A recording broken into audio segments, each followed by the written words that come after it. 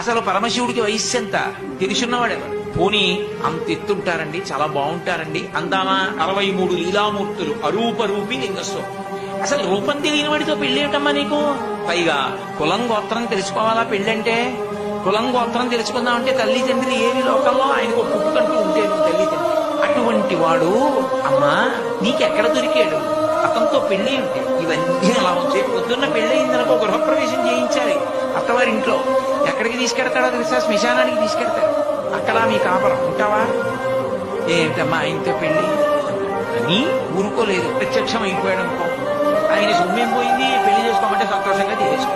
రేపు పొద్దున్న మీ తండ్రి అంత ఐశ్వర్యవంతుడు, మంచి పట్టుబట్టలు బంగారు పళ్ళెల్లో పెట్టి కట్టుకోవా ఎల్లుడు ఇస్తాడు. రక్తం ఓడిపోతున్నటువంటి ఏలుగు తోలు ఒకటి కట్టుకొని వస్తాడు పెళ్లిపేట్ల మీద. బాగుంటుందా?